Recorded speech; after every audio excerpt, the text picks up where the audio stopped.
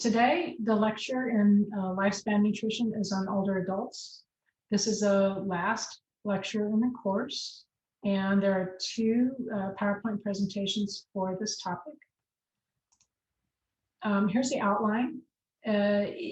Most of our students have had no experience with thinking about people, just like pregnancy was new and infants and toddlers was new information. Working with older adults has not been covered in any of the courses. So this is a course where we were able to spend some time focusing in on issues related to older adults. So sad to say, not sad, happy, but 2 weeks ago I turned 65. So I've been teaching college since I was 23. Okay, so I've been through the entire lifespan, including pregnancy, prior to pregnancy, nutrition, infants and toddlers, raising children, and now I'm in the older group of this. So it's always been interesting for me to look at what the literature says and from the different perspective of my personal age and then the age of people that I'm talking to. So I find this lecture actually always inspires me a little bit to make sure I'm taking care of myself, right? So it's interesting. So before I get started on that, I think I want to talk a little bit about our last class period, and we were talking about eating disorders, and we talked about so many different things, and I want to make sure I didn't leave the wrong message. We talked about disordered eating and orthorexia and being too careful, but you got the American diet. So I believe there is a very healthy balance that we can strive for with respect to lifestyle and diet. What I think is what we do as a whole in the United States is real different than what we should do.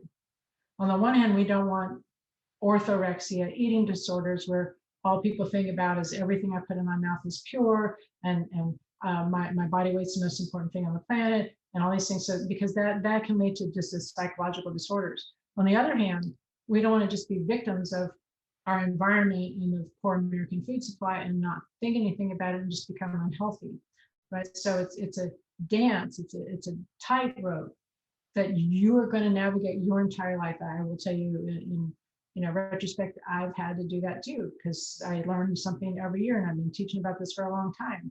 And faculty feel kind of high profile because we've got to look at the literature and internalize it, try to live by it, and teach people how to make sense of it. And it's interesting to do that. So I don't want you to interpret what I said last time as being laissez-faire about diet. I think it really matters that we eat the best diet that we can and we avoid processed foods. What I think we need to be careful about is being so rigid that our attitude about diet becomes more disordered eating as opposed to calming down. So my opinion is the best diet you can, you guys know what that is, and from time to time, allow treats to infiltrate, because we're human beings and this is our world, and we have capacity to include some treats in our lives that may not be the best, have the best nutritional profile. So it's complicated because we've taken into consideration diet, health, evidence, and then also the propensity for some people to develop eating disorders. So So anytime you guys want to talk about this more, I'm interested in doing that, because it's a dance, right? To hit a middle ground that leans towards healthy. So it's actually not an inappropriate lead into this discussion. People that enter their age at 65 come from a variety of walks of life. Some people have worked hard labor their whole life. Some people have had pretty much privilege. That we come from a variety of places here.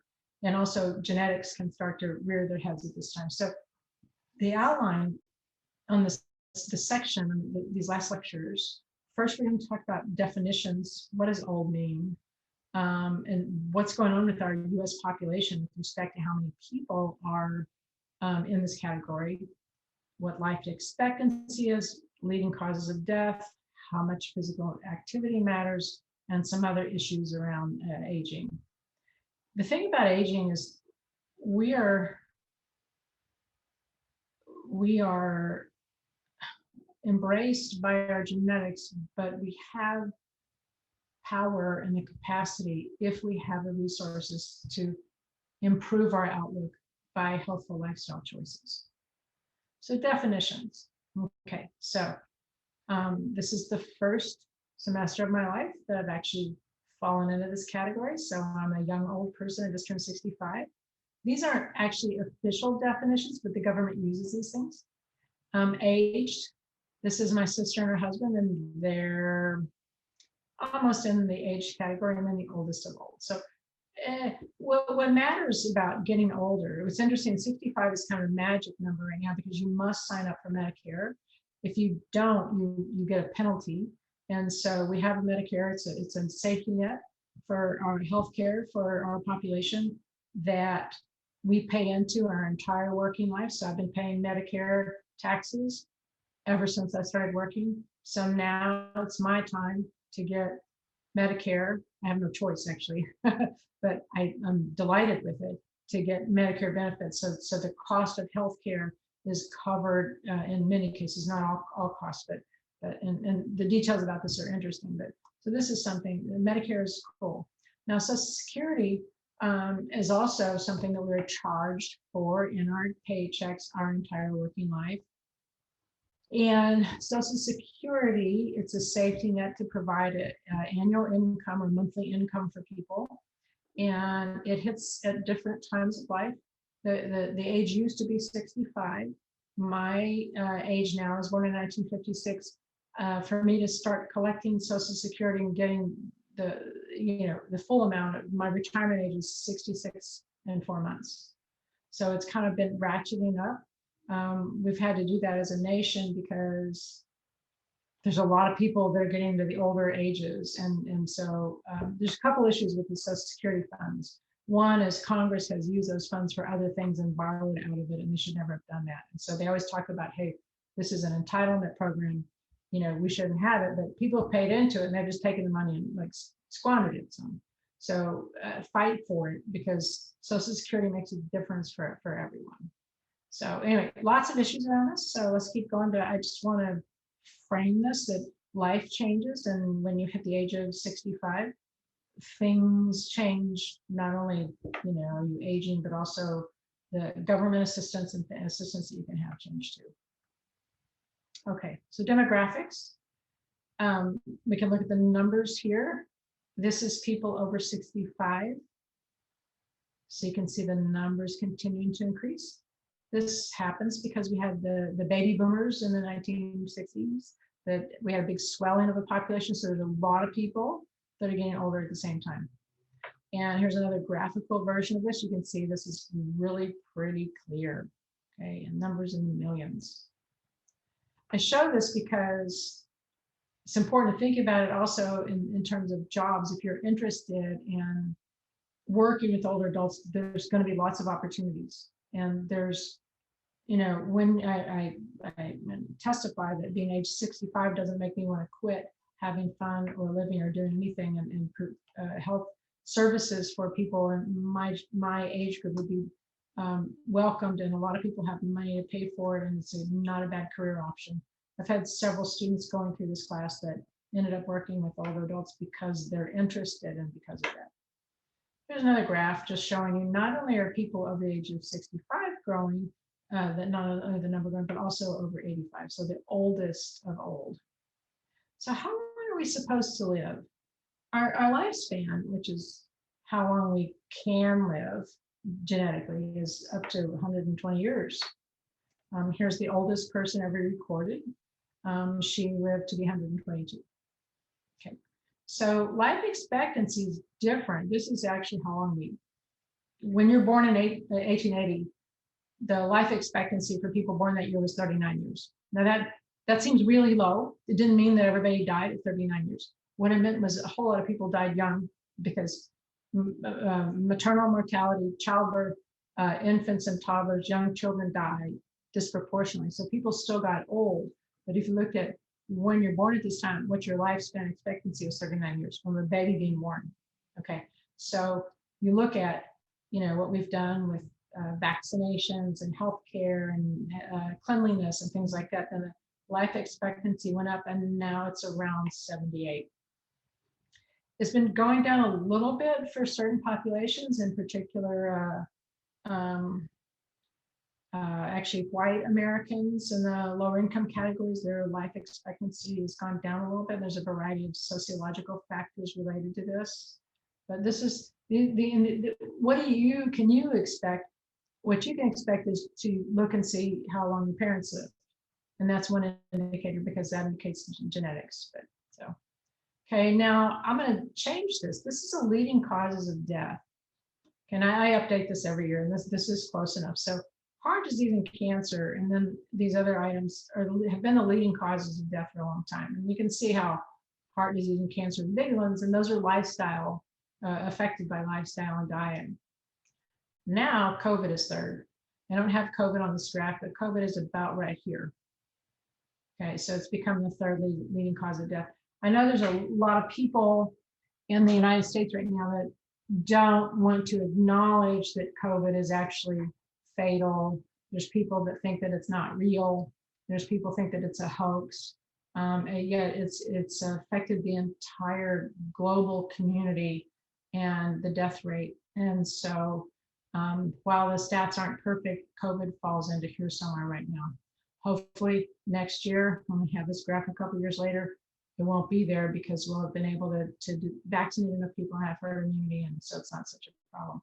The other way to look at this, though, so heart disease and cancer are lifestyle issues. So is stroke, so is diabetes, kidney disease, and so on. So there's other factors, but our lifestyle matters a whole lot as to when we die. So this gets to that issue, preventable deaths.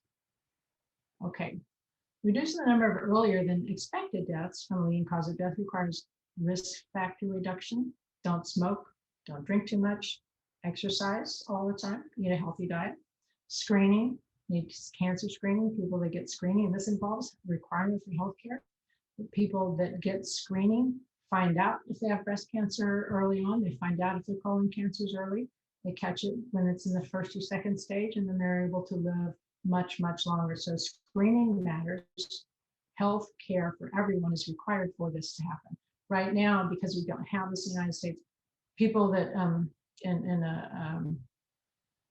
less privileged groups don't get screened. So they find out about colon cancer and breast cancer and prostate cancer when they're in stage 4, and they only have 6 months to live. Also early intervention.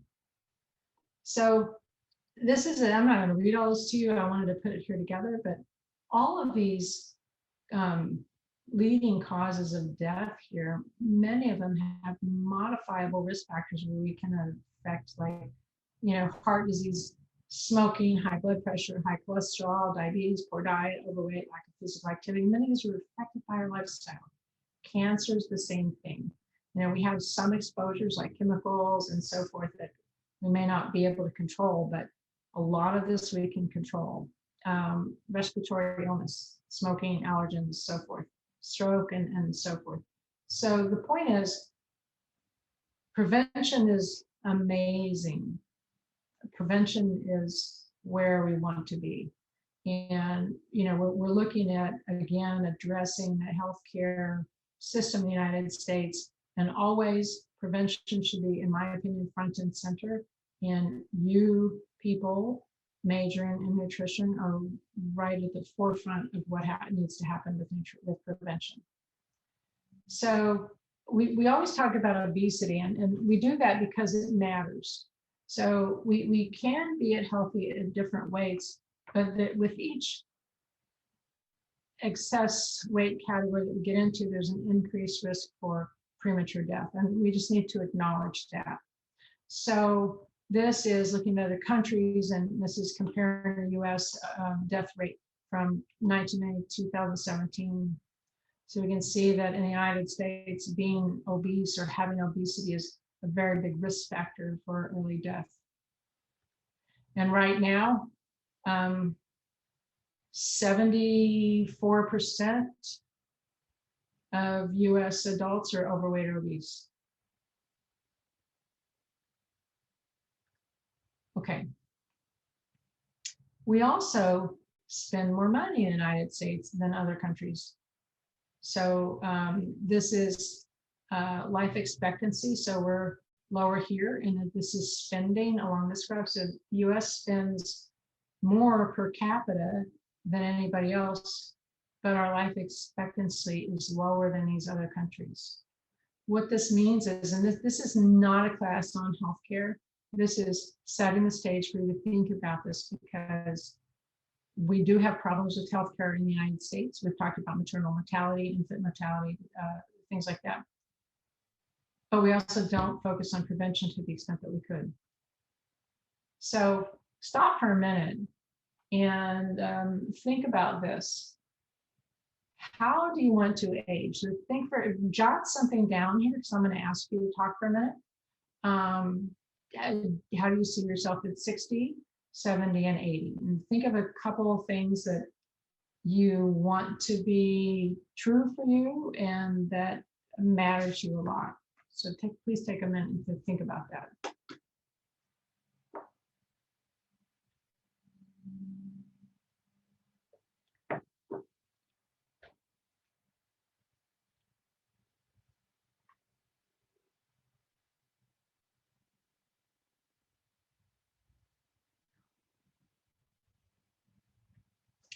Okay, let's start with 60. You guys are probably, everybody's not even 30 in the class, maybe a couple years older. That's just normal. So how do you see yourself at 60? What would you like to see in your health and life?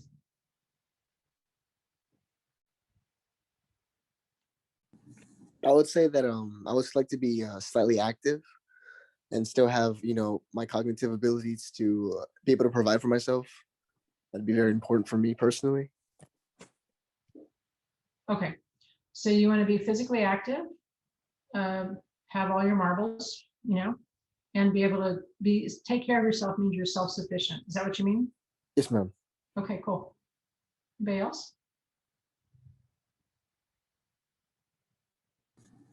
I would say I'd still want to be, in addition to being active and self-sufficient, still have a social life, like still be participative in things. Okay.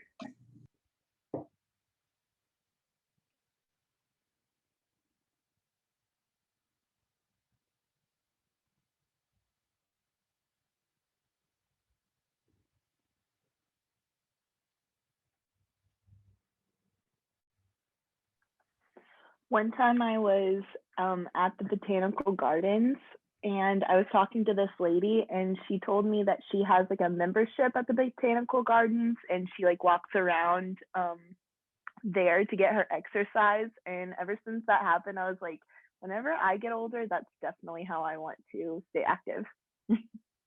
Lovely.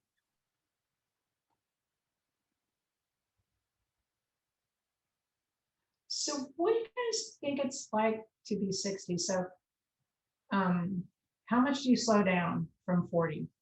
What do you think? My mom is actually more active at 60 than she was at 40, which is pretty odd, but it's nice, and I hope I can be like that too. Why do you think she was more active at 60 than 40? When she was in her 50s, she kind of went through like a lifestyle change, and she started doing fitness and nutrition. She made it a huge part of her life, and it actually significantly increased like her quality of life. So watching her go through that's something that I definitely want to make sure that I that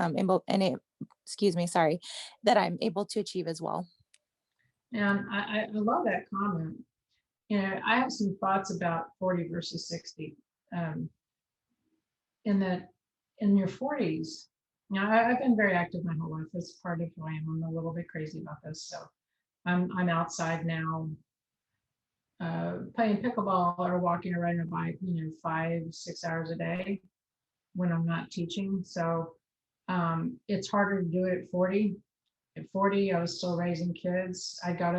I ran every day, but I had to get up at 4 to run and then do my work to go to school. And that wipes out many people. So in their 40s, people often stop being active because it's too much. And, we've had a taste of that with COVID right now, right? Where people have been overwhelmed and stressed and, but even in normal times, raising kids and working, it's really hard to find the time for self-care.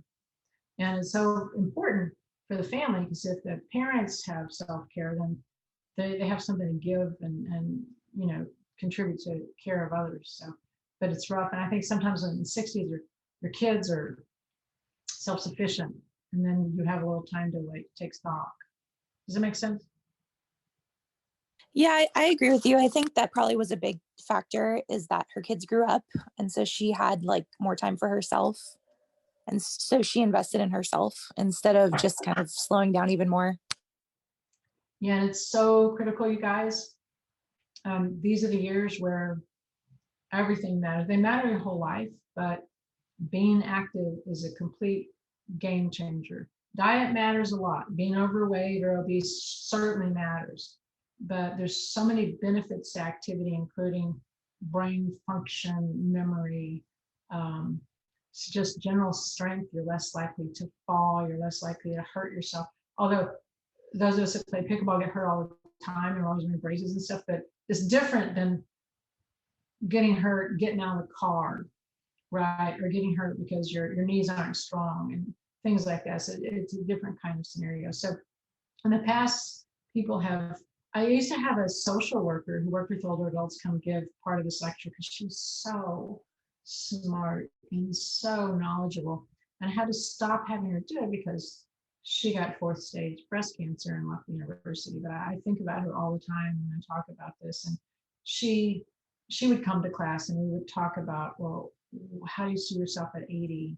And people often said things like, I want to be active and I want to take care of myself, just as we mentioned at age 60. And I don't want to have urinary incontinence if I can help it. I want to control my physical body. And we have the power to do those things if we focus on prevention our whole lives. So the rewards just keep on coming if you devote yourself to a healthy lifestyle. So, one more thing I always bring up in this class is kind of fun. So do y'all still want to get laid when you're over 60, or you just think, this is just for when you want to procreate? I'm just curious. I was actually going to bring that up, but I didn't want to be rude. But I'll do it. But that's actually a big thing that I'm super interested in geriatrics, so I like to watch conferences and stuff. But yeah, that's like a big issue, and that's a big topic for people who are looking to maintain their quality of life into their elder years. Is they want to also maintain their sexual function, and that's a big part of taking care of yourself as well. And I'm so glad you said it, because it does matter. There's not an age limit on this. We're unique as a species in that we don't stop having sex when we're no longer reproductive. And for many people and many partnerships and many people, it's a lease on life that continues to make them happy. And there's even Sally Johnson, who was my educator on this stuff, to talk about, in retirement facilities, people that were single would still have sex. They're 70 and 80 years old, and they would, put a sock on their door or whatever, so people would leave them alone. And sometimes their younger children would get involved and try to stop them, which is sort of reminiscent of parents of teenagers going, don't do that now. But, give dignity to everybody, because think about it. You are young now. One day you're going to be you, but you're going to be older. And you probably don't want people dissing you because you're old. You probably want people still respecting you because of what you have to contribute, and not trashing you because you're no longer youthful. So it's kind of other things about this that I find interesting. The urinary incontinence thing. I've been able to be involved in the death of several older adults and help them to the extent that I could. And I remember their concern, when they're in a facility and they're declining, maybe months or whatever when they're declining. And they lose bladder control, or they hurt so much that it's too hard to get up. And so the rooms smell more like urine. I want to suggest that we not be pejorative and negative about that. And we just realize this is part of normal life stages. So the first 2 or 3 years of life, kids can't control their bladders. We change diapers. We do all this stuff. Most of us want to live as long as possible without needing that kind of care because of the dignity. And so we'd like to be able to always be in control. When people start to die, sometimes they can't get up out of bed. I've seen this happen with many people, and it's a little bit soul crushing for them. And what we can do is just be accepting and go, oh, big deal. So it smells like an old folks place. Well, we're all going to smell that way when we get older. So it's more about sort of this generic or global care that we have to offer to people. Just bringing these ideas up so we don't stereotype. We're looking at across our nation now, it's stereotyping and marginalizing people. Let's don't marginalize old people either. And I said this way before I was 65. Okay, I just turned 65. Been saying this for years. Okay, physical activity is such a big deal. This is a video you can take a look at later. Even 30 minutes a day can change life expectancy a really long period of time. So if people are perfectly sedentary, and add 30 minutes a day, it's a game changer. But ideally, you want to be more active than that, and we'll talk about that. But physical activity is critical. Now, some of the things we just talked about have to do with activities of daily living, and you can see that's ADL, and then instrumental, and it's the same thing, instrumental activities of daily living. So these actions determine how independent we can be. So for at least being able to do self-care wherever you live, you need to be able to take a shower, get dressed, get out of bed, use a toilet, and eat. If you can do these things, you can live in a variety of ways, right? You can even live at home, and people can come in with Meals on Wheels and things like that and bring in food. You can have caregivers, and so this can keep us home, or we can be in facilities with this. But instrumental activities means we're really independent, and so we can shop. The acronym for this is SHAP. We can shop, take care of the house, take care of money, take care of food and meds, and contact people. So this is where we want to go. We want to have the instrumental activities of daily living. I think all of us agree this is where we want to be with this. This means we have some determination about where we're going to live and our personal power. And genetics plays into this, but so does lifestyle to a huge extent. One of the things that often goes first for people is medications, because you've seen those little pill boxes, right? Like I have one right here, and notice what's in here. A lot of older adults are taking something for hypertension, they're taking something for for thyroid disease and some other things. And so they may have several pills they need to take. At some point, they get less good at putting their pills in these little containers. And at some point, somebody else needs to do it for them. So this is one of the factors where you can't just live by yourself anymore because you need some help. Okay, so now we're going to get into more of the health issues, specific issues, and many of which are related to diet, to nutrition and dietetics. We'll talk about stress, and then how eating enjoyment changes. There's several terms here that you're probably familiar with some, but not all of them. And then we'll talk about other conditions that affect nutritional status of older adults. So I know I gave a pretty big commercial in the beginning of the semester about how infant and toddler nutrition is really important. Well, nutrition for older adults is also critically important, and I expect this is your first exposure to these topics. So there's a lot for you to learn here. Stress, so I'm going through this outline now in the next series of slides. So stress, everyone experiences stress. My goodness, right now, all of us are stressed. Older adults before COVID, older adults also experience a great deal of stress, and they can be from a variety of issues that, are self-inflicted or self-involved, or illness and so forth.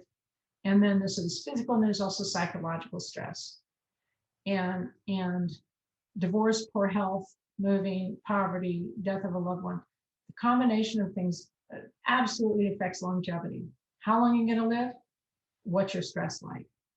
And lower income and increased cost of medications, healthcare. So in the United States, we don't provide, in Texas in particular, in the United States, we have a very bad safety net for poverty. So people without that have their medications cost more, and they may not be able to afford them. There's many people that don't buy their diabetes medications because they can't. So cortisol is one of the few hormones that increases with age. So what happens when we're stressed? We get our immune system declines, we don't sleep, and we have actually more cortisol. So another issue that affects overall health of older adults is the enjoyment of eating, because as much as you might enjoy it now, it's not the same experience for many people as they age. So what we have here is a list of topics that affect the enjoyment of eating. And I expect, again, many of these are new terms for you. So one is hyposmia. This has to do with smell. And so this is a reduced ability to smell.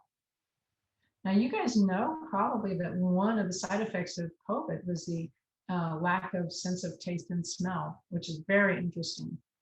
But also, when people get older, sometimes they also experience this.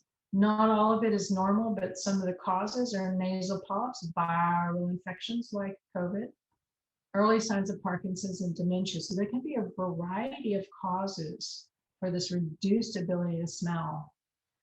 And then there's this other term, smell that declines with age is presbyosmia. And this is not preventable. Some of this is preventable. We can't do anything about Parkinson's, or nasal polyps, but maybe viral infections. But declining with age, presbyosmia. And so a lot of older adults have some loss of smell. And they may or may not know it. They may not be aware of it. But when you don't smell foods, your appetite isn't stimulated as much. Like just think of the things we always think about, the smell, like our bacon or coffee or things like that. And they're so rich. You go, oh my goodness, that's going to be good. And you may also know that tastes of those things aren't quite as good as the smell. So the smell is really good, but the smell is part of the experience. If people can't smell their food, it's just not as interesting. And so that may change their eating habits without them thinking about it. But what keeps working is salt and sugar taste. So people that get older may not eat their meals that much, but they really want a cookie or some ice cream. And I'm going to say there's an age at which people should just enjoy those things. So, okay, another term is dysgeusia. Geusia refers to the taste. It's a normal, distortion of the sense of taste. This is a normal part of aging. And ageusia means no, with that A preferencing words like this means without, so without taste. And hypo means low. So dysgeusia, the sense of taste changes, and some people just have a taste change. Some people don't taste much of anything, and some have low taste in things. Dysgeusia is an umbrella term for just this overall distortion. How do people lose their sense of taste? Some of it, smoking is a no-brainer. Chemotherapy, asthma treatment does it. Zinc deficiency, here's your nutrition. I have 2 nutrition type terms.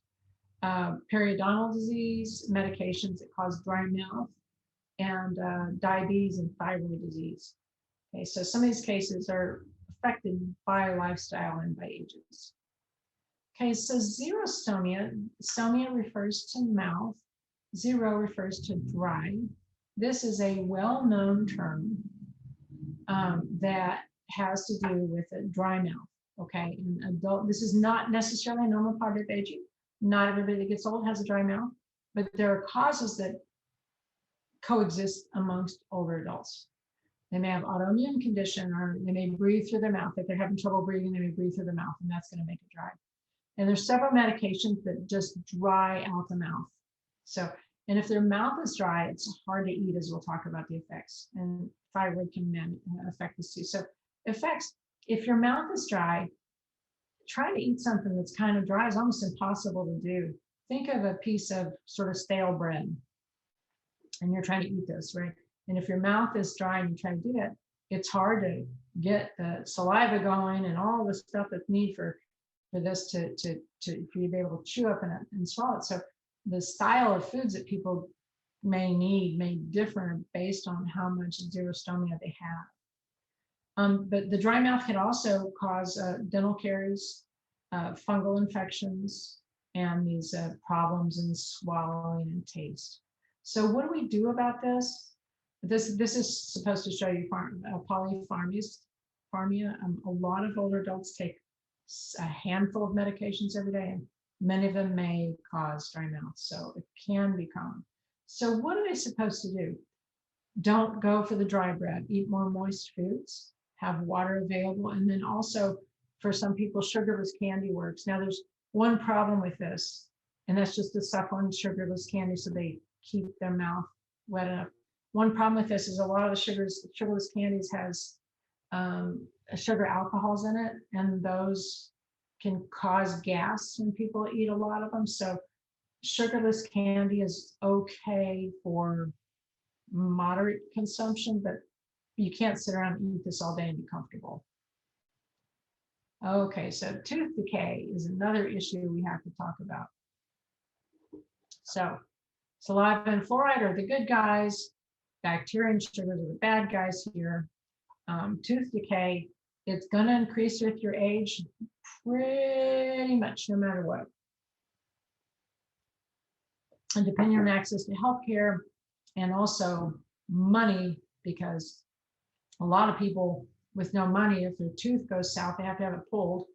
People with healthcare and there's not very good dental insurance, but people with enough money can take care of the teeth, can get implants, can get dentures, or get things, but not everybody has this. So low-income adults often have untreated decay, and it's less common among higher income adults. And toothlessness, the loss of teeth happens more. It's related to low income, low education, and smoking. So dentures, here's some dentures. People that have dentures avoid certain foods. It's hard for them to eat. So this is an implant that would be, this is something they would put in their mouth, would cover those teeth, and then they have their regular teeth here, so it'd be grabbing those teeth. And so sometimes it's hard to chew. So people don't chew, they don't use their molars so well, so they're going to eat softer foods, and they may have avoiding certain foods may affect their nutritional health. And dental services are just not covered. I knew someone who was close to retirement at the university about a decade ago, and he couldn't retire because he hadn't had regular dental care. And when he went, he had $20,000 worth of dental work, and there's no insurance for that. So he had to keep working for a long period of time to take care of that. It's like taking out a home insurance, home equity loan to redo your kitchen, right? It's very expensive. This is a US issue where we don't really have good support. So what this means is take care of your teeth. Brush your teeth, floss your teeth. Don't go to bed without taking care of your teeth. Don't eat sugar all day because it'll catch up. It catches up with people. Okay, another issue is dysphagia. The dys has to do with disordered, and phagia has to do with eating. Dysphagia means difficulty swallowing. A lot of people that are institutionalized are there because of this one issue. If you can't chew and swallow food, you need medical care. This is an image of types of meals that people get in institutions. At first blush, it looks like, oh, mashed potatoes, peas, and meat. But what this is, these have been pureed, this is pureed, and this is pureed, and then they're created into shapes. So these are peas, but really it's just pea puree, but they're included as shapes. for the thing. So for the plate. So people that eat these foods are eating pretty much kind of like baby food with a little more taste in it, right? It's pureed. It's just the shape there is to help with that, making it look more appetizing. So why does this happen? Why do people lose their ability to swallow so well? Well, some of it we have very little control over. Neurological disorders, stroke, multiple sclerosis, Parkinson's, and that dry mouth. Okay, if people have dry mouth from polypharmacy or something, they may not be able to eat a normal amount of food. So who works with people that have difficulty swallowing? These are the speech pathologists. Okay, and so it's not nutritionists or dietitians. So what they do is let's image someone that's like prone in bed. They're in bed all day at a facility. When it's time for them to eat, the speech pathologist will make sure they're sitting upright in a 90-degree angle, 30 minutes before and 30 minutes after feeding. Then make sure the food consistency works. So it's, pureed, it's not crunchy, it's something they can get down, and the environment is relaxed. So this is part of, if you work in facilities with older adults, then you're going to encounter the work of speech pathologists in helping people eat. Another term, this is more of a loosey-goosey term, is food intolerance. And this is just means I don't feel good after I eat this, pretty much. Some people eat certain foods and they feel gaseous, so their stomach hurts. And you can't trace it back to an allergy or anything like that. They just don't do well with certain foods. This is usually not severe. Examples, I've known people that get headaches from eating potatoes. I know people that have had trouble eating onions and garlic, and there's not really good medical reason for that, but that happens. And also some older adults have trouble with gas. Cabbage, cauliflower, onions, and corn cause gas in older adults. They probably cause gas in younger adults, but you're good at getting rid of it, and older adults may have more trouble, so they can feel discomfort with these items. Okay, so food intolerance is usually not severe. It's just something we have to take into consideration. And older adults may want their food cooked more. So you might like your broccoli crisp tender. People in their 60s or 70s may want it cooked all the way so they can chew it up and they don't have the intolerance from it. Okay, so the next topic is diverticulosis, and I know you've all been exposed to this, and I think it's a really important thing to talk about towards the end of life stage too, because we suffer, our gastrointestinal system suffer a lot because of our diets, right? So this is a colon. This is diverticular. They're out pocketings here, and they're actually weak areas in the colon. And these may be areas where blood vessels have gone in and out. So a little bit, they're able to puff out a little bit. And these are called diverticular, and there's sort of pockets on the outside. And those pockets can be filled with bacteria, which cause inflammation, which cause discomfort. So that's what diverticulosis is. It's a condition of having these pockets. Diverticulitis is when they're inflamed.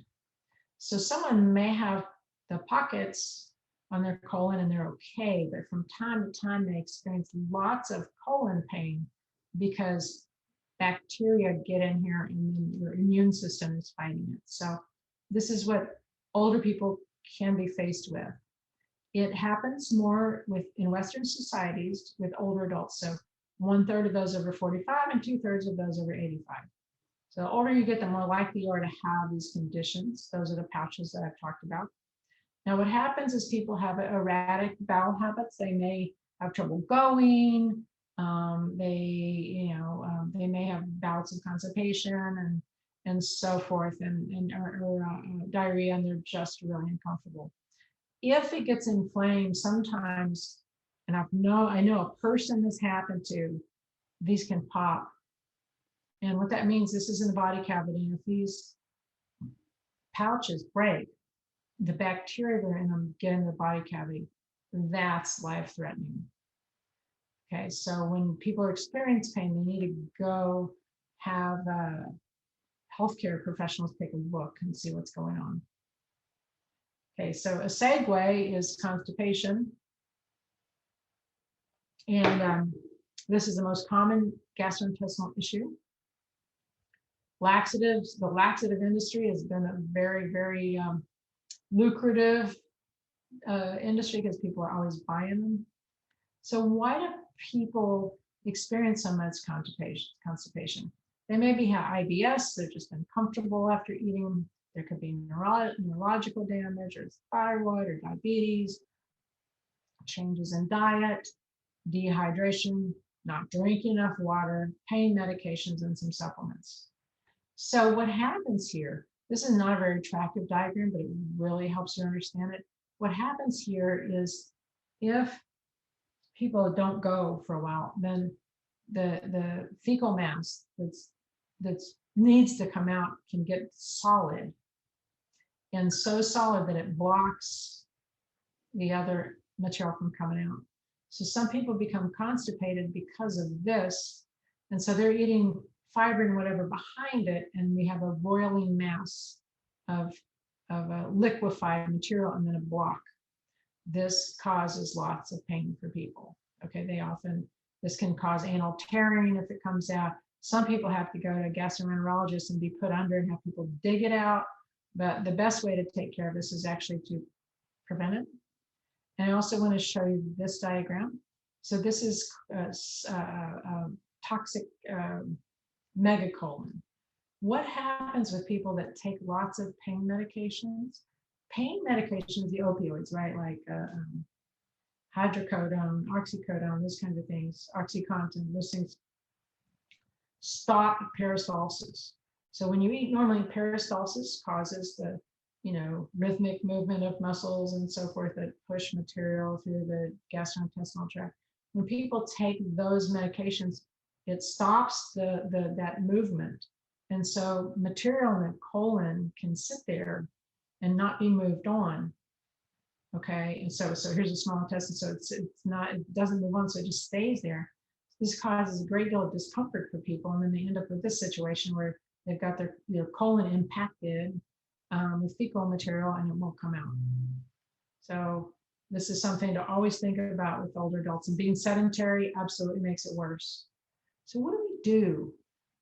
There is an amazing drug that helps kids and older adults and people in between in preventing the kind of thing we just talked about. And this is a drug, and this is the brand name of the drug, Miralax, but it's a polypropylene glycol. What it is, and that sounds scary, but what it is, it's a substance that's inert, meaning it doesn't act within the body, but it gets, if people drink some of it and put it in their gastrointestinal tract, what it does is bring in water to add moisture to the contents of the gut, the contents of the large intestine, small intestine.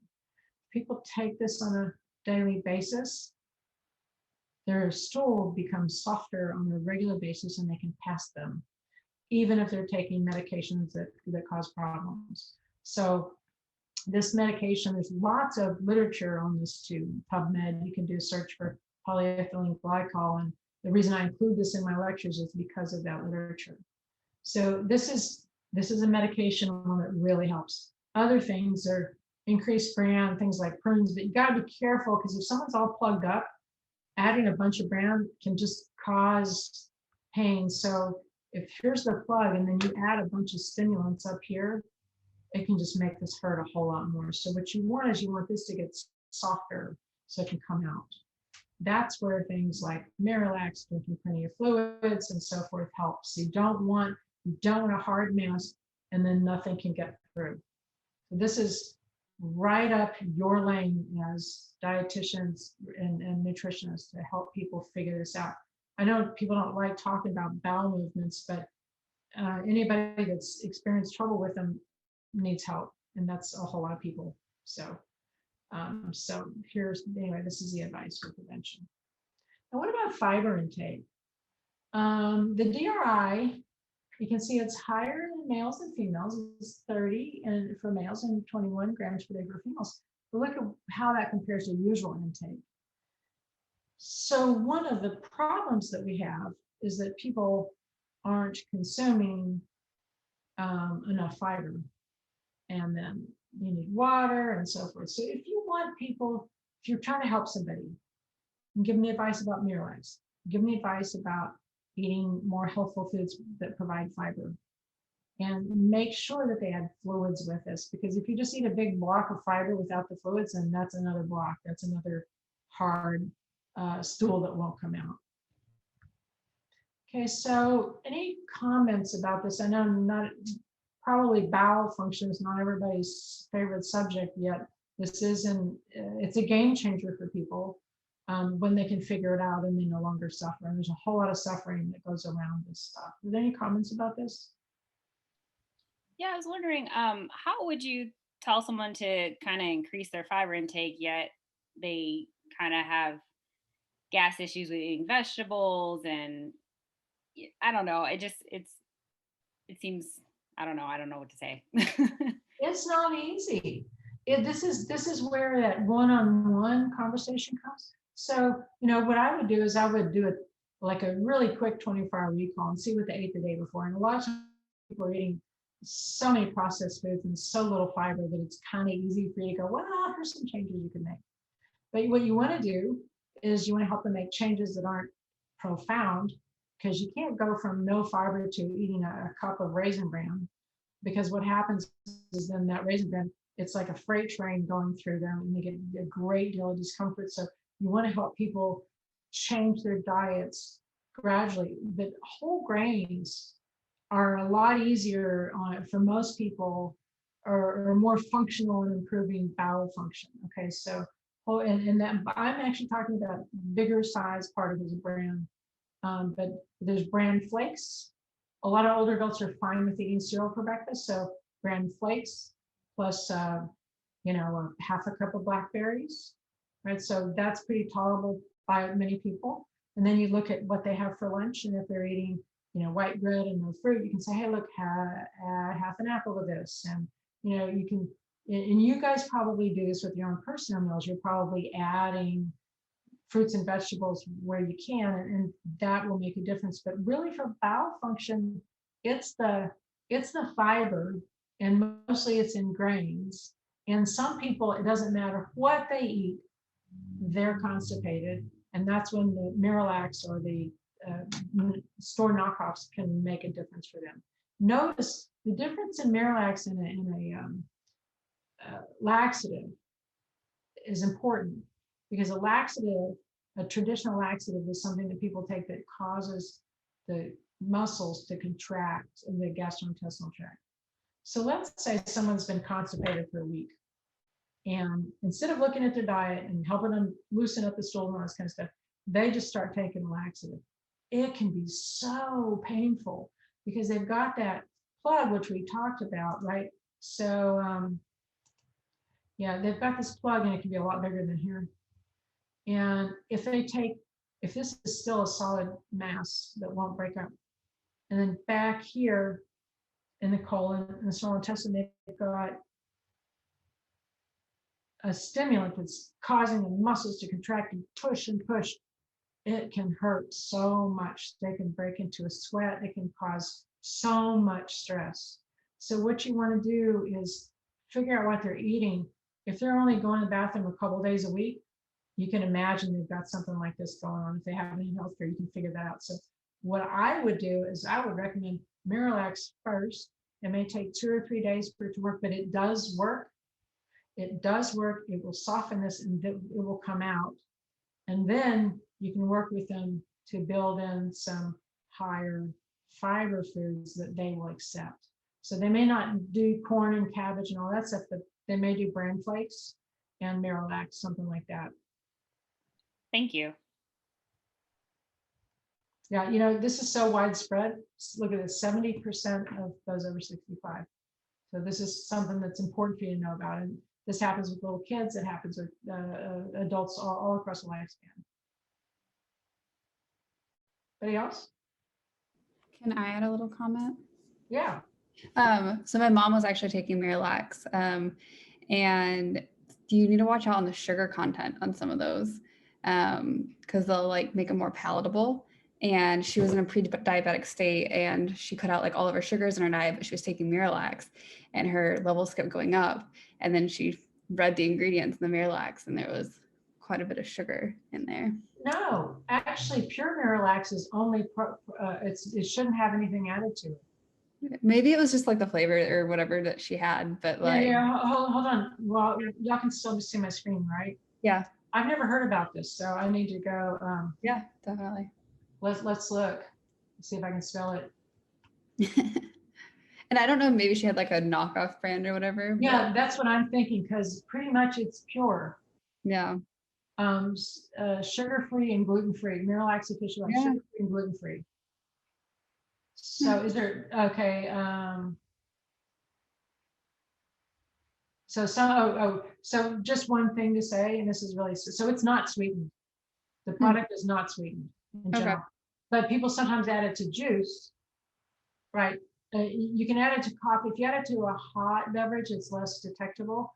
My granddaughter, who's just now 3, has to take it, and they give it to her in milk, and she knows it's there, but now she likes it, which is weird. It's like eating sort of sand, but it doesn't come with flavor. Yeah, okay, maybe it was just one that like, maybe because she did have a flavored variety, so it must have been just like a store. Now, you sure it's Miralax? Because a lot of people mistake this for, what's that, shoot. There's another product that's a, no, The Metamucil. sorry, you guys. Maybe it that's- was Metamucil. Yeah, that's what it is. Psyllium Yeah. husk, that's it, it's Metamucil. This is comparing Miralax to Metamucil. Yeah, maybe Miralax that's is the what most, it was. is the most common recommended. Can y'all see this? 'Cause this? Yeah, we can see it. Okay, Miralax is the most common recommended laxative by pharmacists and doctors. Most people felt it was worth the hassle. It's gluten and sugar-free, little no cramping, bloating, or feelings. Doesn't make you like have to run to the bathroom in the middle of a conversation. It's kind of the best thing. Downside, you have to dissolve it in beverage and drink it versus taking a pill. It's not for children 16 and under, but yeah, I'm not telling you that's not true because pediatricians recommend it. Doesn't work overnight. As I indicated, you can take it 2 or 3 days and so on. So some people use it all the time. What I was going to say is y'all are probably too young to get colonoscopies, but this is something you can look forward to as you get older. The colonoscopy is one of the worst things there is to do, where you drink a big fluid that you stop eating, you fast for 24 hours, and you drink a Miralax solution of like Gatorade or something, and then with no calories, and then take laxatives overnight to where you eliminate every bit of everything that could possibly be in your intestine overnight. It's really not fun. You basically sit on the toilet pooping out like hot colored fluid, depending on what color the Gatorade is. It's just disgusting, but you can go and get screened for colon cancer, and then they can actually look in there and see if you've got colon cancer, and it's absolutely worth it. But Miralax is used for that now. So instead of just, you usually use a little cap, they give you a whole bottle. And they go, so here's 2 gallons of fluid. And so it works for that, but it does not have sugar in it. Okay. So Metamucil, Metamucil. yeah, is still a natural fiber, is cheap and effective. Can take a while. Not okay if you have swallowing problems. So it's probably what she's encountered is stuff with flavor in it. Thanks for asking that. It's real important to look at the practical what's out there, so you can, and you know, whenever you're working with people, you don't know, you're not familiar with the product, go look it up, right? Go look it up and see what's in it. Now, this is obviously not a scientific site, but it's probably pretty good. And I would probably, if I were doing this, I would look at 2 or 3 more places. In fact, I keep talking about Miralax and polyethylene glycol because I went through PubMed and looked at all the way it's been tested, and I'm comfortable that this is really good advice for people. It's a game changer for some people that can't go. I've had students over the years tell me, look, I've eaten all the fruits and vegetables, all this. I drink plenty of fluids and I can't go. And they need the medication. I wanted to make a comment. because I had like kind of a weird experience with things like Metamucil and Miralax with my grandfather. So he was like obsessed with his bowels, and I think a lot of older people are because they're worried about constipation. But what's actually happening is he wasn't constipated; he just wasn't eating a lot of food. And for some reason that wasn't connecting. So he would eat a little bit, he would not eat that much food, and then he wouldn't go. And you would think that it was because he was constipated. So he was taking a lot of laxatives and things like that. And it was actually causing like almost like wasting because he just was not getting any nutrients. So that was like another, I don't know if that is like comparable to what we're talking about, but since we're talking about laxatives and things like that, that's another that just it made me think of that experience with my grandfather and how you also have to be careful about taking things like that. Man, that's a really good point. And this comes down to, this is in your lane, because what you do is you find out what people eat. So before you say, hey, try this, as I mentioned earlier, sit down, what did you eat yesterday? Maybe even the day before, what's your typical meal plan? And if you're trained as a dietitian, you're trained as a nutritionist, you look at their meal plan, you're going to see, well, they're only eating 800 calories or 600 calories. I mean, constipation is a big problem for people with anorexia nervosa too, because they don't eat enough food to go. You're absolutely right. And I also want to say that, everybody's different. So you want to be careful about the dose. So yeah, paying attention to what he's eating. Don't ever get advice in a vacuum. Find out what they're eating so you've got more information. It's a very good, very, very good example of that.